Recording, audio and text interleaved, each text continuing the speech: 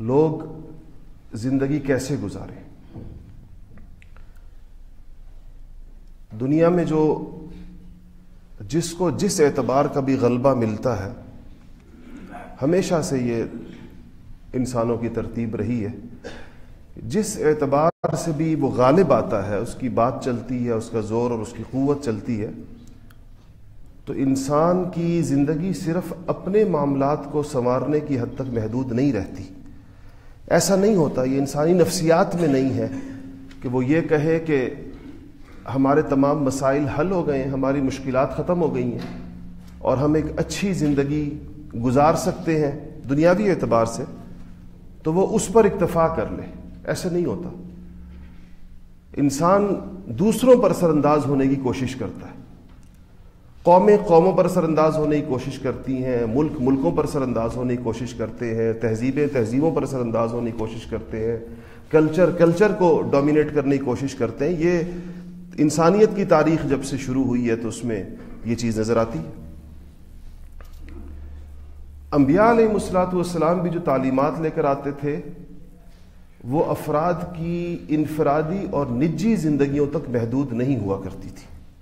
کسی بھی نبی کی تعلیم یہ نہیں تھی، کسی بھی نبی کی، کہ ہمارا مخاطب ایک فرد اور اس کی پرائیویٹ اور نجی زندگی ہے، اس کو اپنے کام ٹھیک کر لینے چاہیے، اس کو اللہ کے ساتھ اپنا معاملہ درست کر لینا چاہیے اور پھر باقی دنیا سے اس کو بے غم ہو جانا چاہیے. یہ اس کا کام نہیں ہے، یہ اس کا ڈومین نہیں ہے، یہ اس کی کوئی فکر کی چیز نہیں ہے. انبیاء علیہ الصلوۃ والسلام کی تعلیمات میں بھی اجتماعیت ہوا کرتی تھی. وہ جہاں انسانوں سے خطاب کرتے تھے ان کی ذاتی حیثیت کے اندر، وہاں وہ معاشروں سے بھی خطاب کیا کرتے تھے، وہاں وہ اجتماعی نظم سے بھی خطاب کرتے تھے، وہ اجتماعی نظم کے احکامات بھی دیا کرتے تھے. وہ انسانوں کو ایک دوسرے کے ساتھ رہن سہن کے اعتبار سے رویے بھی سکھاتے تھے، اخلاق بھی سکھاتے تھے، عادات بھی سکھاتے تھے، اور الہی قوانین بھی لایا کرتے تھے کہ جب تم لوگ فیصلے کرو گے تو کیسے کرو گے، تمہارا نظم عدل کیسا ہوگا، تمہارا نظم اجتماعی کیسا ہوگا، تم تعلیم کیسی دو گے، تم اخلاق کیسے دو گے. یہ بھی انبیاء علیہ الصلوۃ والسلام کا ایک طریقہ تھا. دنیا صدیوں سے اس کشمکش کو ملاحظہ کر رہی ہے. یہ کشمکش مذاہب کے درمیان بھی رہی ہے اور یہ کشمکش تہذیبوں کے درمیان بھی رہی ہے اور آئندہ بھی چلے گی. عیسائیت اور اسلام کے درمیان مذہب کے نام پر جنگیں بھی ہوئی ہیں، اور عیسائیت اور یہودیت کے درمیان جنگیں بھی ہوئی ہیں، دیگر مذاہب کے درمیان بھی ہوتی رہی ہیں وقتاً فوقتاً. گزشتہ 200 سال میں شاید یا 150 سال میں شاید دنیا کو ایک ایسی عالمگیر پوری دنیا پر چھائی ہوئی تہذیب کا سامنا کرنا پڑا ہے جس نے مذہب کا لبادہ بظاہر اتار دیا ہے. آج کی عالمی تہذیب ببانگ دہل یہ نہیں کہتی کہ ہمارا مذہب عیسائیت ہے، نہ وہ یہ کہتی ہے کہ ہمارا مذہب یہودیت ہے. اس نے اپنے مذہب کی کچھ اور خد و خال بنائے ہیں اور ان کے الفاظ بہت خوشنما ہیں.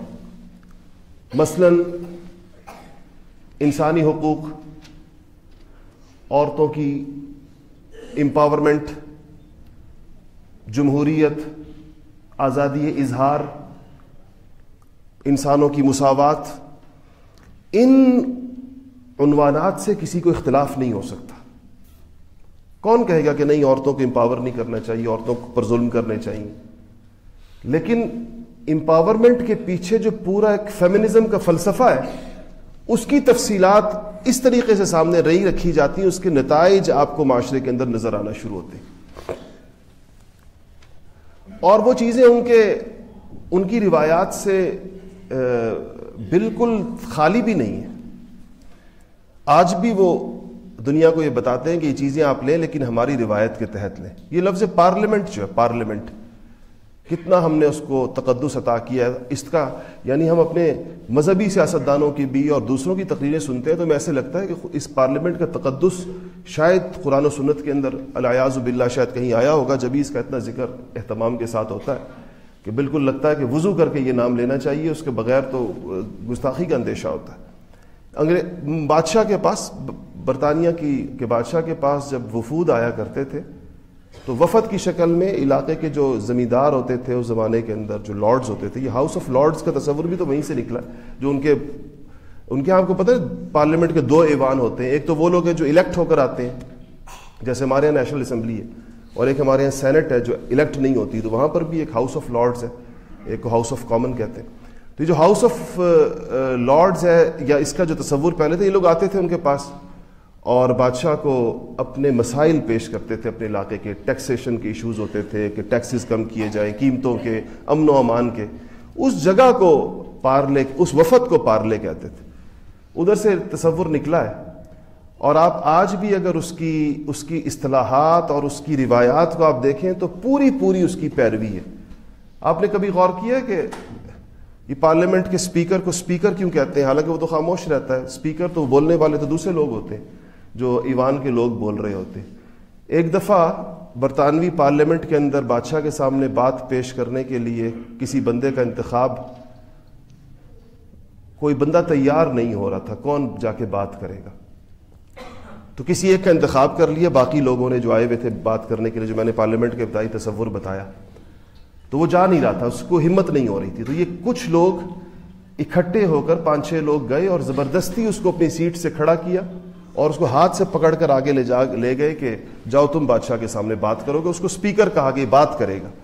اس وقت سے ایوان کے اندر ایک آدمی کو سپیکر کہا جانے لگا, اور چونکہ اس کو اٹھا کر لے کر گئے تھے زبردستی. آج بھی جب سپیکر کا انتخاب ہوتا ہے, سپیکر خود اٹھ کر اپنی سیٹ پر نہیں بیٹھتا, اس کو 4-5 ممبران پارلیمنٹ اٹھا کے, آپ نے دیکھا ہوگا یہ منظر, اس کو لے کر جاتے ہیں. یہ اس روایت کی پاسداری کی جاتی ہے کہ پہلی دفعہ چونکہ 5-6 بندے لے کر گئے تھے, اب بھی اتنی روایت پرست قوم ہے برطانوی, اور ہم سے مطالبہ ہے اپنی روایات چھوڑ دو, اور ہم بڑے فخر سے چھوڑتے ہیں. روایت شکن بندے کو بہت بڑی توپ چیز سمجھتے ہیں. اور آپ نے کبھی دیکھا ہوگا اسپیکر کے پاس ایک چھوٹا سا ہتھوڑا ہوتا ہے, جب اسپیکر اسمبلی توڑتا ہے تو وہ ہتھوڑا مارتا ہے اپنی میز کے اوپر. وہ ہتھوڑے کا کیا تصور ہے.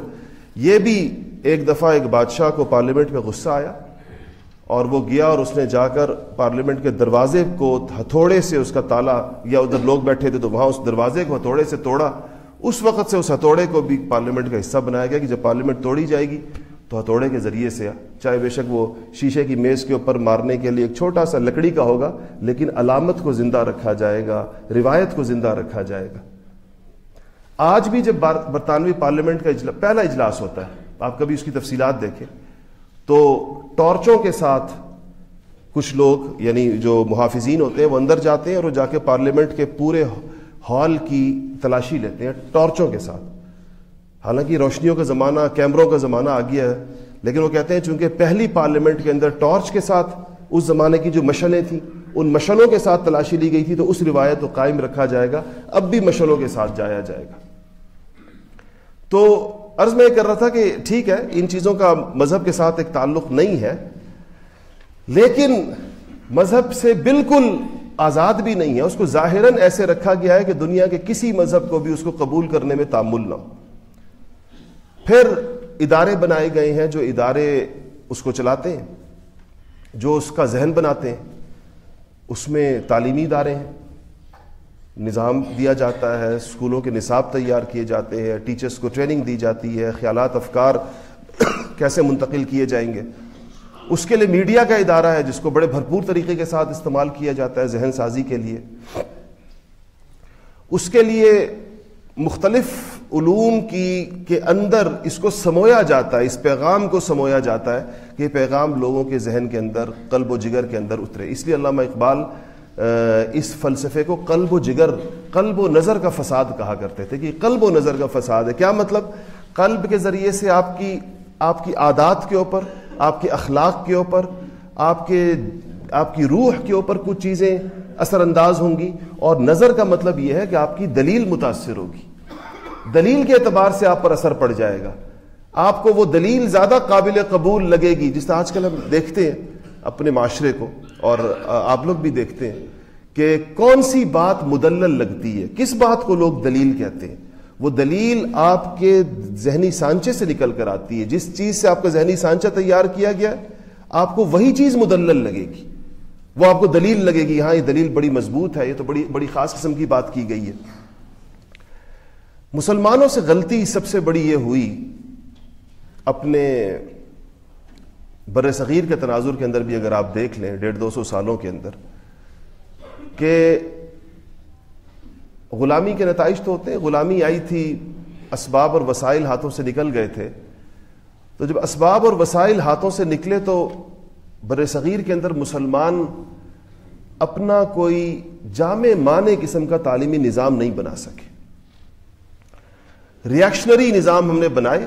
ہمیں فوری طور پر اس بات کا اندیشہ ہوا کہ کہیں ہندوستان اسپین نہ بن جائے اور مسلمان قرآن و سنت سے ناواقف نہ رہ جائیں, اللہ تعالیٰ اجنبی نہ ہو جائے, رسول اللہ صلی اللہ علیہ وسلم کا دامن نہ چھوٹ جائے. تو مذہبی تعلیمی ادارے قائم کیے, اور مذہبی تعلیمی ادارے اس لیے قائم کیے تھے کہ دین کا علم زندہ رہے, قرآن زندہ رہے, حدیث زندہ رہے. لیکن ظاہری بات ہے کہ وہ تعلیمی ادارے مسلمانوں کی ساری ملی, قومی اور اجتماعی ضروریات پورا کرنے کے لیے کافی نہیں تھے. مسلمانوں کو ہر قسم کے لوگ چاہیے تھے. ان کو سائنسدان بھی چاہیے تھے, ان کو ڈاکٹر بھی چاہیے تھے, ان کو انجینئر بھی چاہیے تھے, ان کو ہر شعبہ زندگی کے افراد چاہیے تھے. ان افراد کی تیاری سرکاری وسائل کے بغیر نہیں ہو سکتی تھی, یا بہت بڑی رقومات کے بغیر نہیں ہو سکتی تھی. پاکستان کے اندر بھی آپ دیکھیں کہ یہ تعلیم پرائیویٹائز کب ہوئی ہے.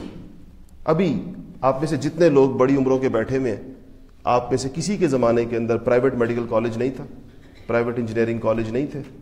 یہ تو ابھی 2 دہائیوں کا قصہ ہوگا زیادہ سے زیادہ, کہ جب تعلیم کے اوپر بڑی انویسٹمنٹ شروع ہوئی, بڑے بڑے کاروباری لوگوں نے یہ طے کیا کہ تعلیم پر انویسٹمنٹ ہو سکتی ہے, تعلیم بھی ایک ایسی چیز ہے جس سے پیسہ کمایا جا سکتا ہے, تب پرائیویٹ تعلیمی اداروں کا نظام وجود کے اندر آ سکتا. کیونکہ اس میں ظاہر بات ہے اس میں بہت بڑی انویسٹمنٹ بھی ہے اور بہت بڑا ریٹرن بھی. آج کل سپریم کورٹ سن رہی ہے پرائیویٹ میڈیکل کالجز کی فیسوں کے کیس کو, لوگ گئے ہیں ان کے پاس کہ اتنی بڑی بڑی رقومات وصول کی جا رہی ہیں. تو نظام تعلیم مسلمانوں کے ہاتھ سے نکلا اور سپلٹ ہوا, 2 حصوں میں ہوا. کہ مسلمانوں نے کہا کہ ہماری جو مذہبی تعلیم ہے اس کو ہم پرائیویٹلی سپانسر کر سکتے ہیں. عام مسلمانوں نے سوچا, آپ کے جیسے مسلمانوں نے, ہم 10-10 روپے اکٹھے کریں گے, ہم 20-20 روپے اکٹھے کریں گے, اور ہم مسجدیں بنائیں گے, مسجدوں کے اندر ہم مکتب بنائیں گے, مکتبوں میں مدرسے بنائیں گے, وہاں پر ہم قرآن یاد کروائیں گے, وہاں پر ہم حدیث اور تفسیر کے اساتذہ کو رکھیں گے, ان اساتذہ کو اتنی ہی تنخواہیں دیں گے جتنی دے سکتے ہیں, ان طلبہ کو وہی سٹینڈرڈ دیا جا سکے گا جس میں وہ رہ سکتے ہیں. تو پرائیویٹلی مسلمانوں نے اپنے طور پر حکومتوں سے بے نیاز ہو کر اپنی دینی تعلیم کو سنبھالنے کے لیے, اس کو ختم ہونے سے بچانے کے لیے اپنا ایک نظام قائم کیا. اور وہ نظام ظاہر بات ہے جیسے اس کے لیے ایک انفرادی کوشش ہوتی ہے تو ویسا ہی نظام قائم ہوا. دیکھنے کے اعتبار سے اثرات اس کے بہت بڑے نکلے مسلمان معاشرے کے اندر, لیکن وہ تھی مسلمانوں کی نجی کوشش تھی, اپنے طور پر تھی, محلے کی سطح کے اوپر تھی, شہروں کی سطح پر تھی. 10-15-20 لوگ اکٹھے ہو جاتے تھے کہ ہم لوگ کیسے اس کے اوپر کیا سوچیں اور کیا نظام اس کا بنائیں. باقی جو تعلیم تھی وہ ریاست کے ہاتھ میں تھی اور ریاست انگریزوں کی تھی, اور ان کو یہ بہت اچھے طریقے کے ساتھ پتا تھا کہ ہم نے ان کو کیا پڑھانا ہے, ہمیں ان کو پڑھائی کے ساتھ کیا دینا ہے, ہمیں اس سے کیا نتیجہ درکار ہے. اور ہمیں یہ, حالانکہ وہ کوئی ہم پر اپنے وسائل خرچ نہیں کر رہے تھے کہ برطانیہ سے پیسے لا کے ہم پہ خرچ کر رہے ہیں, ہمارے وسائل تھے. ہمارے وسائل میں سے 1 روپیہ لوٹ کر اس کے 2 پیسے ہم پر خرچ کرتے تھے. اس کا تناسب کبھی آپ نکالیں, لوگ بڑے ممنون ہوتے ہیں, انگریزوں نے یہاں بڑا کام کیا ہے. انتہائی عجیب بات ہے یہ, انگریزوں نے یہاں سے جو دولت لوٹی ہے کبھی اس کا حساب کوئی کر کے بتائے. یہاں سے جو کچھ گیا ہے, آج بھی ملکہ کے تاج کے اندر ہمارا کوہ نور ہیرا لگا ہوا ہے نہیں لگا ہوا, دنیا کا سب سے بڑا اور سب سے قیمتی ہیرا, تو وہ یہاں سے چیزیں گئی تھی.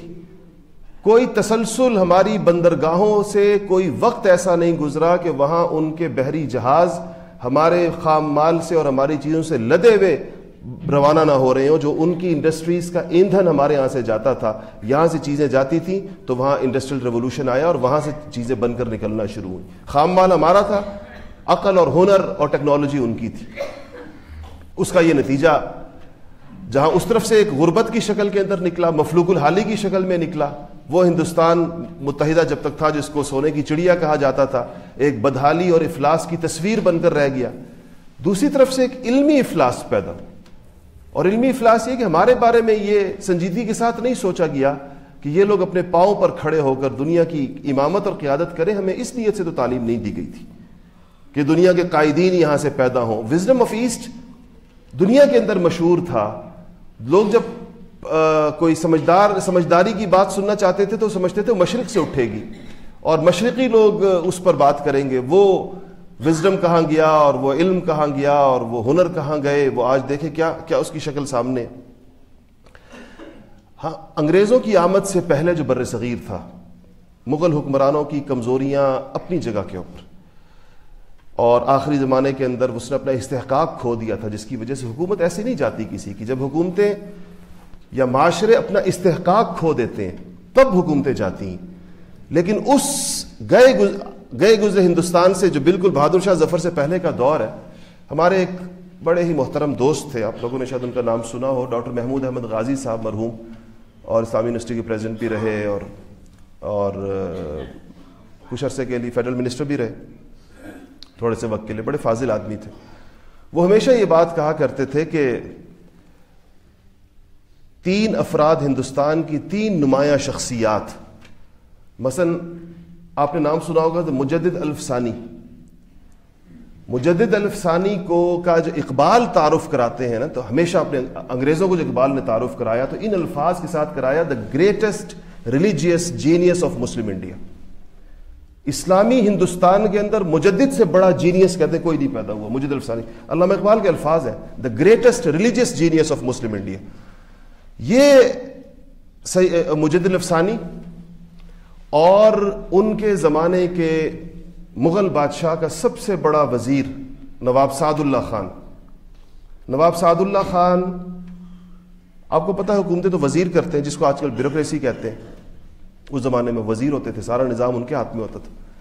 اس زمانے کے ہندوستان میں آج کا انڈیا, آج کا پاکستان, افغانستان, سری لنکا, بھوٹان, نیپال, تقریباً ان ملکوں کے بیشتر, بنگلہ دیش پورا, یہ سارا اس زمانے کی مغل سلطنت, ان ملکوں کا بیشتر حصہ اس کے اندر شامل.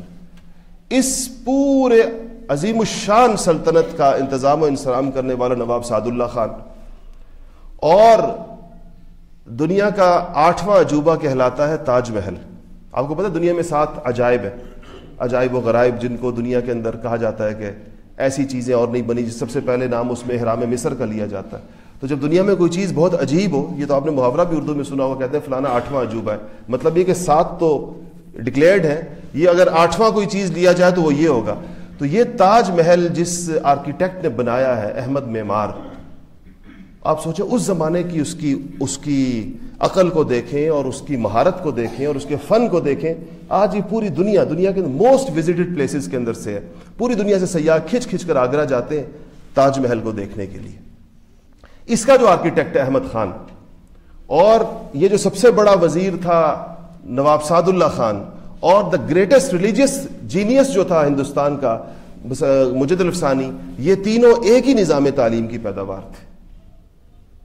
وہ کتنا جامع تعلیمی نظام ہوگا جو اگر علماء دے رہا ہے تو مجدد الفسانی جیسے دے رہا ہے, جو اگر آرکیٹیکٹ دے رہا ہے تو تاج محل کے بانی جیسے دے رہا ہے, اور اگر وہ کوئی بہترین قسم کا اسٹیٹس مین دے رہا ہے, کوئی بہترین قسم کا ایک مدبر منتظم دے رہا ہے, تو نواب سعد اللہ خان جیسا دے رہا ہے. مسلمان اتنے بے مایہ نہیں تھے انگریزوں کے آنے سے پہلے. یہ جس احساس کمتری کے اندر ہم آج مبتلا ہیں, یہ انگریز ہمیں دے کر گئے ہیں. اپنی تاریخ پر بھی شرمسار, اپنے ماضی سے ناواقف, اور اپنے بارے میں ایک عجیب قسم کا احساس ہمارے بارے میں کہ شاید پتہ نہیں ہم پیدا کیوں ہو گئے دنیا کے اندر. یہ چیزیں اس کی سوغات ہیں جو وہ چھوڑ کر گیا ہے ہمارے اندر. اور آج بھی ہماری طرف یہ چیزیں متوجہ ہیں. مجھے ڈاکٹر صاحب کی ایک بات یاد آتی ہے کہتے ہیں کہ 93-94 کی انہوں نے بات کی دنیا کے اندر. میں اس پر بات کر رہا تھا کہ دنیا اس کا ہمیشہ مشاہدہ کرتی ہے کہ دنیا میں چلن کس کا چل رہا ہے, کس کی بات چل رہی ہے.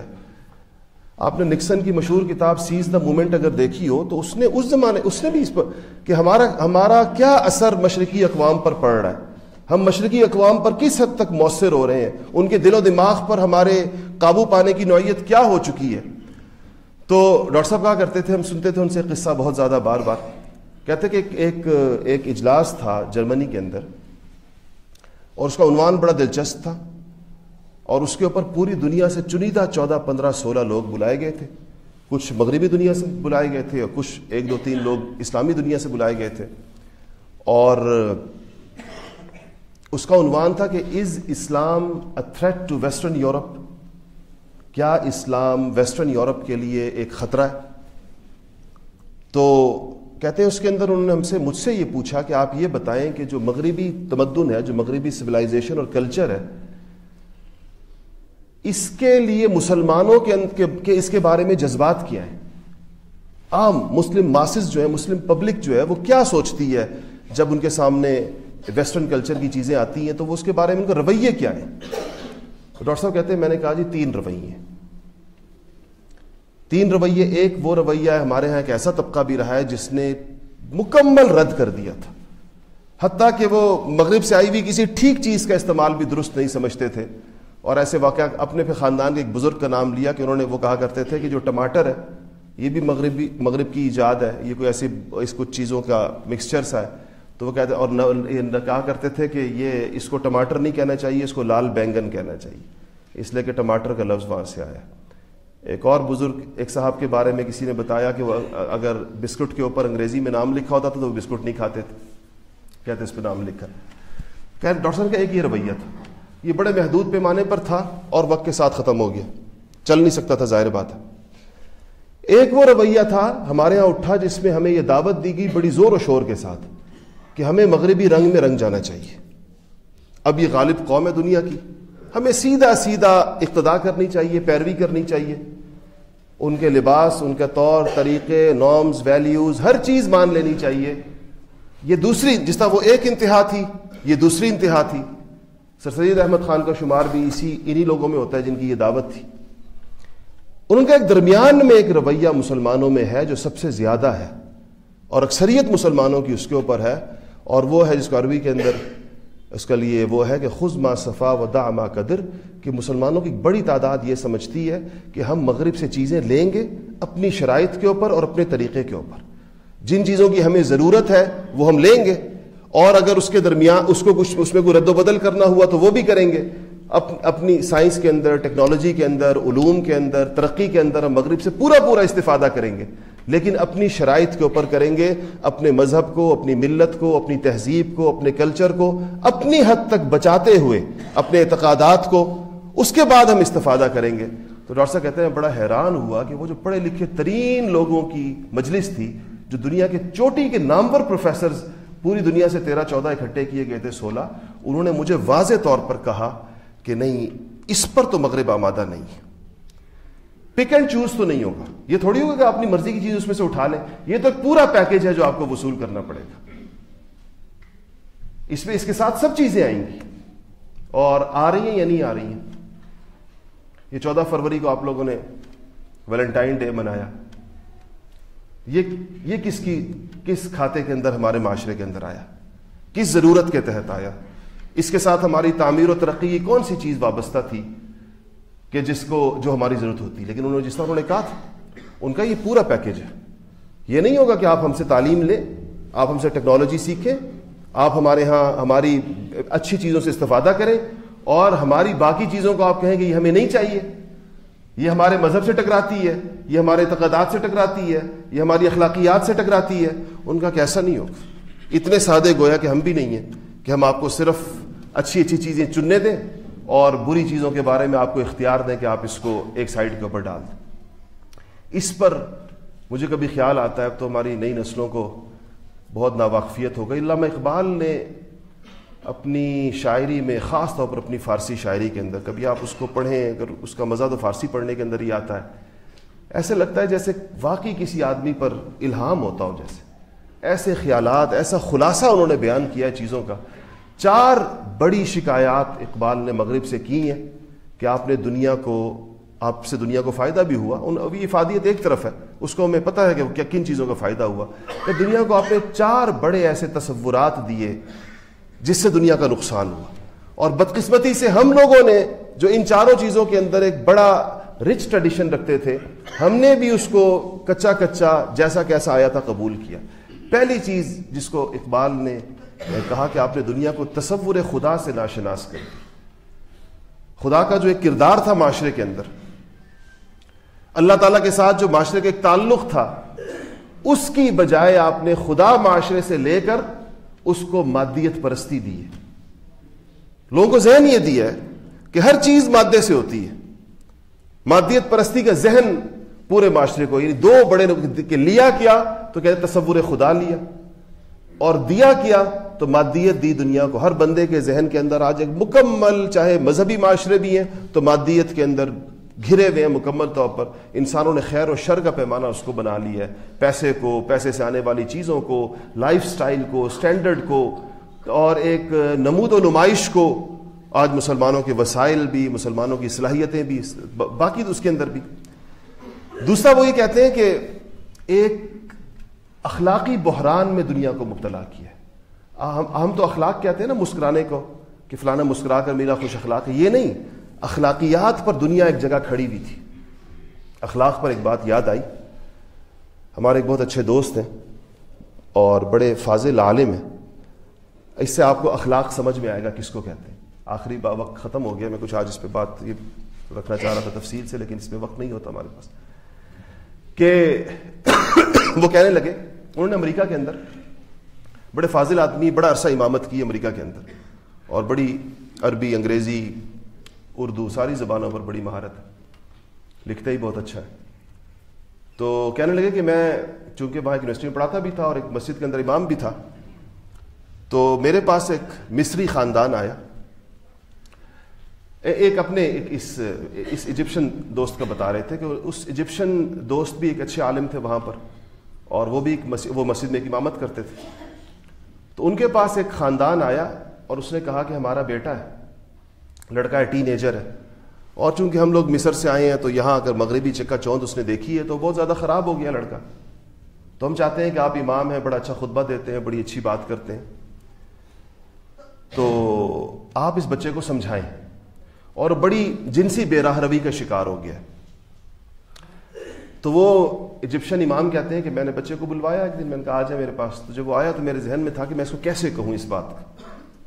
تو کہتے ہیں میرے دل میں حدیث شریف آئی کہ بالکل یہ کیس تو رسول اللہ صلی اللہ علیہ وسلم کے پاس بھی آیا تھا، کہ ایک صاحب تھے اور انہوں نے زنا کی خواہش کا اظہار کیا، تو لوگ ان کو ناراض ہونے لگے کہ تم نے کیسی بری بات کی، لیکن رسول اللہ صلی اللہ علیہ وسلم نے ان کو بڑے طریقے سے سمجھایا۔ اور کیسے سمجھایا؟ اس کو پاس بلا کر اسے کہا کہ اے فلاں، کیا تم پسند کرو گے کوئی تمہاری ماں کے ساتھ ایسا کرے؟ وہ کہتا ہے یا رسول اللہ میرے ماں باپ آپ پر فدا، میں نہیں چاہتا ایسا۔ تو انہوں نے کہا کہ لوگ بھی ایسا نہیں چاہتے کہ ان کی ماؤں کے ساتھ ایسا ہو۔ تو کہا کیا تم پسند کرو گے کوئی تمہاری بیٹی کے ساتھ ایسا کرے؟ اسے کہا رسول اللہ میرے ماں باپ آپ پہ فدا، میں کبھی نہیں چاہوں گا ایسا۔ تو حضور نے فرمایا کہ لوگ بھی نہیں چاہتے کہ ان کی بیٹیوں کے ساتھ ایسا ہو۔ کیا تم چاہو گے کہ تمہاری بہن کے ساتھ کوئی ایسا کرے؟ پھر کہا کیا تم چاہو گے تمہاری خالہ کے ساتھ کوئی ایسا کرے؟ اس نے کہا نہیں، کہا لوگ بھی نہیں چاہتے کہ ان کی خالہوں کے ساتھ کوئی کرے۔ پھر کہا کہ کیا تم چاہو گے تمہاری پھوپھی کے ساتھ کوئی ایسا کرے؟ یہ پوری حدیث شریف ہے، بڑی طویل حدیث ہے۔ وہ کہتے گئے، حضور صلی اللہ علیہ وسلم پوچھتے گئے اور وہ کہتے گئے یا رسول اللہ میں نہیں چاہتا ایسا، اور اللہ تعالیٰ نے اس کے دل کے اندر سے بالکل وہ بات نکال دی۔ تو کہنے کہ میں نے سوچا کہ میں یہی ہر بار اس بچے پر بھی آزماؤں۔ تو میں نے اس بچے سے کہا دیکھو بیٹا، کیا تم پسند کرو گے کہ تمہاری بہن کے ساتھ ایسا کہ کوئی کرے؟ تو کہتے ہیں، وہ کہتا ہے کہ I don't mind if she is okay with that. کہتے ہیں میں ہکا بکا رہ گیا، اپنی جگہ میں کھڑا ہو گیا بالکل، کہ اب آگے تو بات ہی نہیں چل سکتی۔ کہتا I don't mind if she is okay with that. یہ تہذیب ہے یا نہیں ہے؟ یہ تہذیب کے اثرات ہیں یا نہیں ہے؟ یہ وہ اخلاقی بحران ہے جس کے بارے میں علامہ اقبال کہتے ہیں کہ مغرب نے پوری دنیا کو دیا ہے۔ تو وہ کہنے لگے, ایجپشین عالم کہنے لگے کہ ہمارے مصر کے اندر ہزاروں برائیاں ہیں, ہم ان سے انکار نہیں کر سکتے, لیکن ابھی تک یہ کیس ہمارے سامنے نہیں آیا کہ کسی انسان کو اپنی بہن اور بیوی اور بیٹی کے اوپر اس کو غصہ آنا ختم ہو گیا ہو. یہ جملہ بھی آپ کسی سے کہیں تو وہ آگ بگولا ہو جائے گا, پوچھ بھی نہیں سکتے آپ کسی سے اس کے اوپر. کہتے ہم نے یہ واقعات ہم نے کم سے کم اپنے ہاں نہیں دیکھے. یہ مغربی سوغات ہے. دیکھیں, ایک ماڈرنائزیشن ہے اور ایک ویسٹرنائزیشن ہے, اس کا ہمیشہ فرق کرنا. لوگ اس کو خلط کرتے ہیں. ہم جب یہ بات کرتے ہیں ہمیں مغرب کے فضائل سنانا شروع کر دیتے ہیں. ہم نے کبھی ماڈرنائزیشن کی مخالفت نہیں کی کہ چیزوں کو جدید ترین کمالات پیدا کیے جائیں, تعلیمات پیدا کیے جائیں, سائنس اور ٹیکنالوجی کے اندر مہارت حاصل کی جائے. ہم تو ویسٹرنائزیشن کی بات کرتے ہیں, اور بلکہ اس سے آگے, ویسٹرنائزیشن سے آگے ایک مرحلہ کرسچنائزیشن کا ہے, جس کا ہمیں خوف ہے کہ اس تہذیب کی پشت پر اگرچہ بظاہر علامت کرسچینٹی کی نہیں ہے, اس نئے مذہب کے منہ پر وہ ٹیگ نہیں لگا ہوا, وہ لبادہ نہیں اوڑھا ہوا, لیکن اس بات کا پورا خدشہ اور اس بات کا پورا احساس موجود ہے کہ یہ آ سکتا ہے. ابھی ہمارے ایک دوست ملتان وہاڑی کے اندر, انہوں نے ہمیں بتایا کہ ہم کچھ جھگیوں کے اندر گئے تو وہاں لوگوں نے ہمیں بتایا کہ ہم عیسائی ہیں. ہم حیران ہوئے کہ عیسائی کیسے ہو گئے, ابھی 1 مہینے پہلے کی بات بھی نہیں ہوگی. تو کہنے لگے کہ یہاں وہ آتی ہیں, NGOs آتی ہیں, اور انہوں نے ایک میوزیکل نائٹس ہوتی ہیں ان جھگیوں والوں کے لیے. جھگیوں والوں سے کہتے ہیں کہ آپ لوگ چونکہ بہت بور لائف گزارتے ہیں تو آپ کے لیے میوزک لے کر آئے ہیں, آپ کے لیے ناچ گانا لے کر آئے تاکہ آپ کی زندگی کے اندر بھی کچھ رنگ رنگینی ہو. اور پھر اس کے اندر ان کو کچھ کھانے پینے کی چیزیں دیتے ہیں, پہننے اوڑھنے کی چیزیں دیتے ہیں, خیمے دیتے ہیں. تو کہا کہ اس ہمارے سامنے پاکستان کے اندر 10-15 ان پچھلے 10-15 مہینوں میں 250 لوگ کہتے ہیں عیسائی ہو گئے. یہ لوگ پھر وہاں گئے, انہوں نے وہاں جا کے بڑی محنت کی اور دوبارہ ان کو مسلمان کیا اثر نو. تو اس کا مطلب ہے کہ یہ سمجھنا کہ اس کے پشت پر مذہب نہیں ہوتا اور مذہب نہیں تبدیل ہوتا لوگوں کے, تمہاری سادہ لوہی ہے. اس پہ اسلام کا اور اہل اسلام سے وابستہ لوگوں کو کیا کرنا چاہیے اور ان کے سامنے لائے عمل کیا ہونا چاہیے. اس اپنی آنے والی نسلوں کو اگر ہم مسلمان دیکھنا چاہتے ہیں اور رسول اللہ صلی اللہ علیہ وسلم کے دامن سے وابستہ دیکھنا چاہتے ہیں, اس پر ہمارا طریقہ کار کیا ہونا چاہیے, اس پہ انشاءاللہ آئندہ کبھی بات ہوگی. وآخر دعوانا الحمدللہ رب العالمین.